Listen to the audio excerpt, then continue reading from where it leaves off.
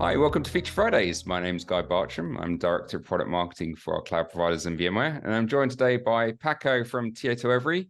Welcome back, Paco. I think we've had you on Feature Fridays a little while ago now, but we Yes. definitely have had you on there before. Yes. Why don't we start with an introduction? Tell us a bit about yourself, Paco, and tell us what you do in TietoEvry.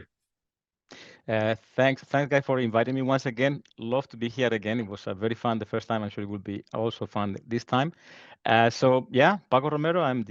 My title is a lead service owner for the sovereign cloud. So we are going with the sovereign cloud story in TietoEvry, resonating very well in the Nordics. So we are really trying to push as much as we can the sovereign solutions to complement public cloud needs on private for those use cases where the customer cannot really use the public cloud. And here where we see the Cloud Foundation plus Cloud Director combo working very well to provide cloud native capabilities outside the public cloud hyperscaler. So yeah, it's going good.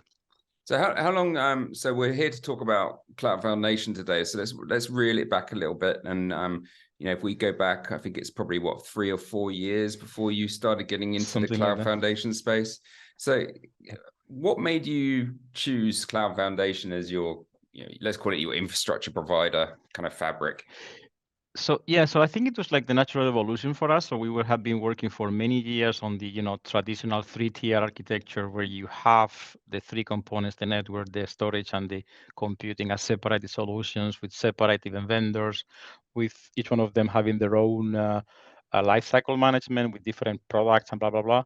And we thought, okay, we have done that a lot. Now we want to try something new, something that opens the door. Exactly. Why repeat ourselves, right? Let's do something different. And the different thing at that time was when we saw about the Cloud Foundation idea, the SDDC manager capabilities to have the full lifecycle management in one thing and have the full end-to-end stack with one single technology. And well, this we don't have. So we believe it would be, at the time, nobody was talking about sovereign cloud whatsoever, but the whole thing of having a single stack with one provider, with one single automation for all the components of the SDDC, it sounded like very natural way for us. We need to have that because it's at the next level in our cloud solutions to our customers.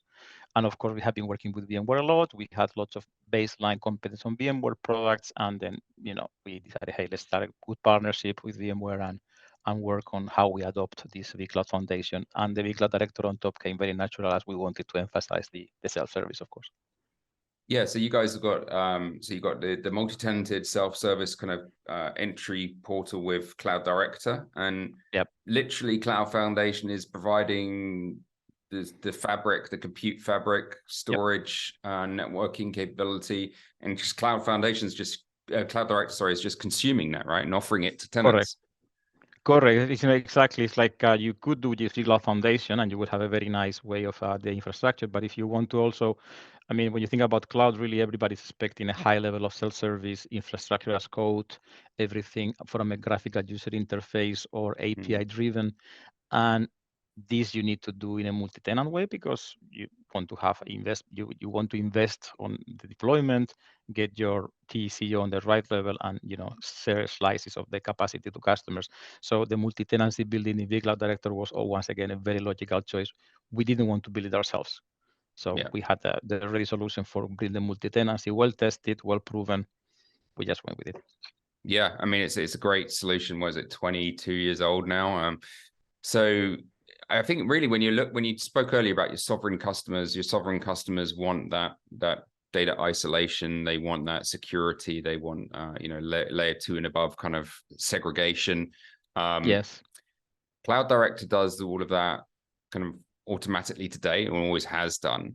I guess having Cloud Foundation, what does it mean in terms of how does it look architecturally? You've got the Cloud Foundation management domains, you've got workload domains, you've got Cloud Director org VDCs.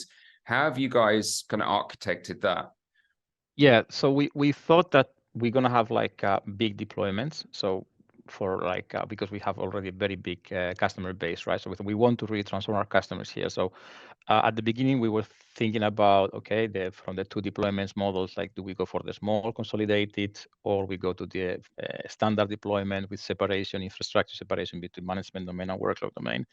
And we tested first with the consolidated, but then when you want to deploy at scale and you don't want to limit the possibilities to grow your environment and take more customers to the same environment, and really the first investment is the biggest, because once you have put you together the first deployment, the first set of management domain and workload domain, then scale out is quite easy because it's all very automated, right? So we thought, well, if we do the small things, then we need to do that many times, and that's the heavy lifting.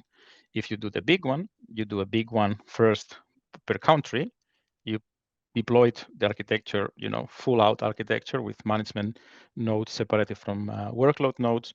And then you just add more workload nodes as you have more customers, but you don't need to do really lots of heavy lifting. So the thinking is, if we want to grow and grow at scale and grow easily, the management, the standard architecture is way better because you just need to literally add new hosts and they go. Yeah. So that was the main criteria, the ability to scale out. Right. So you haven't run out of VCF kind of scale limits yet. And basically to add, so customers who get an org virtual data center, an org VDC in Cloud Director, they are getting access to a shared workload domain then. Yeah. Okay. That's so right. That's right. That's right. So exactly. Exactly. For some cases, some customers, for example, very typical thing about license optimization, SQL license optimization, then those typically you will need to have a dedicated cluster to minimize the license. But once again, is managed within a shared environment. So the management is always shared, and then customers typically will go to a shared environment.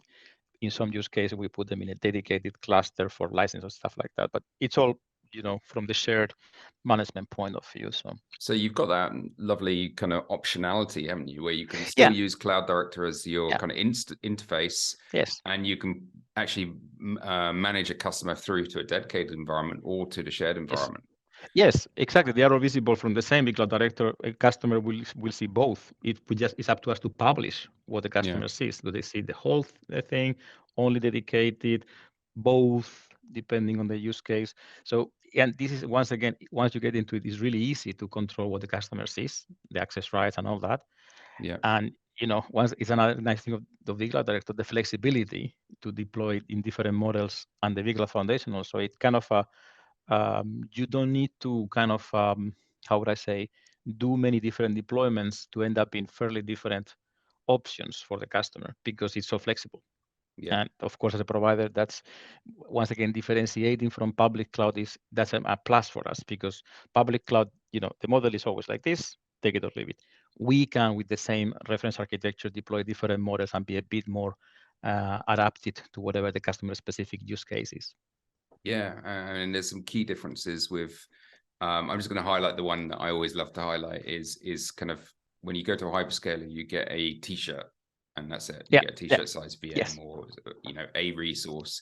Whereas in VCD world, you get a pool of resources. So exactly. I mean, you can do T-shirt VMs, but you can also do here's 20 vCPUs, 400 gig of storage. Off you go. Flex it up, flex it down. Very, very easily done. And now with that underlying VCF fabric, you're just kind of, if you're running close to the edge of your limit capacity, you can just add another host, extend the workload domain into that host, and off you go. Exactly. So think about it from, as a cloud provider, the ability to offer your customers very differentiated services with the same technology stack. It really helps our positioning and be attractive and very easy to adapt to different customers. That's that's amazing. And let's just walk through this then. So I had a couple of slides here that I was going to kind of talk about. So when we're looking at the base VCF today, a service provider could, like yourselves, you could start, and I'm sure you do have dedicated customers who require just a dedicated hyperconverged instance. Off you go. Do you guys use any particular OEM, or are you looking at the software converged architecture only? We go with this with the hyperconverged architecture mostly, because once again, with the HCI, it's easier to deploy the whole stack with the same tools and the same SDDC automation.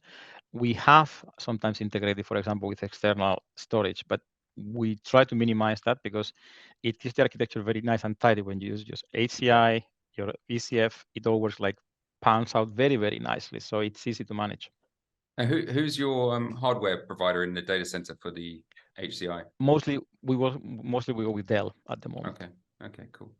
All right, so yeah, so minimum 4 node. That gives you a bit of resiliency, and then you can kind of grow from there. And the big plus, I mean, you mentioned it earlier, is the lifecycle management. I mean, operationally, that removes a lot of headaches. What was it like pre-lifecycle management? How's your operations changed given that? Yeah, I mean, if you think about it, you would need to have in the past, you would need to have in the same team people with very different skill sets, right? People with certain knowledge on the storage product, certain other guys with a certain knowledge on the vCenter typically, and then other guys with the whatever network solution was there, right? Now, yes, you still need to be somewhat specialized because you know network is network, storage, but for the lifecycle management, you don't need to be specialized. You just need to know this tool, and you can deliver the whole stack and do the lifecycle management of the whole stack with one single tool. So that allows us to decrease our operations resources a lot. We compact a lot the skill set we need for managing the whole platform, and that helps a lot, of course. Yeah, I mean, so so the SDDC lifecycle manager actually does the initial deployment, and then the day 2 kind of upgrades and patching and stuff like that. And what I think is really cool, tell me if this is a value to you guys as well. I mean, how much of a value this is. By using an SDDC, by using an automation tool to do deployment, you're minimizing configuration error and you're maximizing consistency, which will give you a better chance of achieving your SLAs through minimizing configuration problems. Exactly. We have a very standard configuration. We deploy the same blueprint everywhere. So we can, we know how to do it. We have the standard configuration. Basically, it's like, here's the package. Where do you want it? To the customer, like, we have it in our data center already, but if you want it elsewhere, it's the same package. We just put it wherever the customer needs it, so we can take the cloud to the customer in much more flexibility than we could do before, of course. Building cloud with this anywhere, it's really easy, actually. Yeah, that's cool. And so you identified earlier the sovereign, which I guess is, again, VCF, but now with more compliance auditing and perhaps some physical security around the outside of that. And different, then of course, with the sovereign, you typically need to encapsulate that with a different management. It's about the management system you put around the stack. That's always the key thing for as a provider, right? You need your own management system where the stack is embedded. So it's you just need to have a different management system where you put the different deployments and it's encapsulated there. So that's with that you can fulfill whatever different levels of requirement in terms of the access, the resources they are working from, jurisdiction applicable for that, etc. And they don't interfere with each other. Yeah, absolutely. Yeah. And then kind of the last big one is where you basically put, like you were talking about earlier, Cloud Director on top, and you've got this shared infrastructure capability. And I guess when you start introducing the cloud provider components, then you're introducing also a different lifecycle manager, the cloud provider lifecycle manager, which relies on the SDDC manager, right? One needs the other. But together they are taking care of all of the upgrading and patching and according to best practices. Exactly. So in fact, we actually started with the right-hand side of this picture with the vCloud Director and the Cloud Foundation in the provider because we wanted to go full cloud. So I mean, we thought that, we wanted to go cloud all the way. And to me, the vCloud Director gives you the cloud native look and feel and usage experience for the customers. The Cloud Foundation, you get a fantastic cloud, but it's a bit more, you stay on the kind of the traditional privacy thing, just managing a different way. But the customer experience is different than if you can offer them the Cloud Director and all the possibilities that brings you. Yeah, and you mentioned cloud native, right? I mean, so we're talking here with Cloud Foundation, you're able to deliver, and Cloud Director also, you're able to deliver, core VMs, VApps, so your standard 2-3 tier application architectures, but also then, Kubernetes services and, Kubernetes load balancing, Kubernetes security, Kubernetes backup, all of the additional operational services that you require with Kubernetes. How's that grown in Tieto? Have you seen, a big change there, big shift? I think it's totally our where we are focusing right now. We have done basics, right? So we have the the basic Cloud Foundation, Cloud Director. It's done there, and actually the whole time the goal was kind of to be able, now we are really going to unleash the cloud ecosystem for the customers. And you think about why the public cloud is so good, because you have so much resources, so many different capabilities from the same portal, the same stack, right? This is exactly where what I love when I see the things that you guys are doing in VMware, because you are going exactly that way. You have the basic virtual machines, but then you know what? Doesn't stop there. Same interface. Do you want Kubernetes? Yes. Do you want data services? Yes. Do you want application management passes? Yes. Do you want generative AI enabled stuff? Yes. Yeah. And it So, all works on Cloud Foundation. Exactly. So the possibilities for, when the customers come to this cloud, the path for them to grow and use different services there is, it gets closer and closer to the hyperscalers. And, that's where we need to go, because that's what the customers need. They need similar capabilities than hyperscalers, but from outside the hyperscaler context. So this, it's like, Yeah, I think we'll talk about sovereign principles for a minute. The Data Act introducing choice and flexibility. Absolutely. And no egress fees and stuff like that. And yes, just the for me, it's the fact that as a customer, you might be employing some data scientists and building something on a hyperscaler, really to only just be buying back that capability, which is frustrating, because you want to deliver perhaps a national service, right, in your country, as a government, and you want that service to be a national asset and a national differentiator from other countries. Yes. So you don't want to be sharing that with hyperscalers or foreign nations. I think the most clear example I always think about is, I'm thinking about, we have hospitals, right? I mean, some of the customers are hospitals.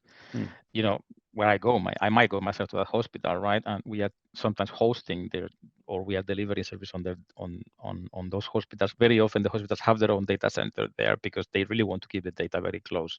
And in some cases we have it running in the VMware technologies. And when I think, if you want to make AI stuff based on the data of those patients, do you really want to put that in public cloud?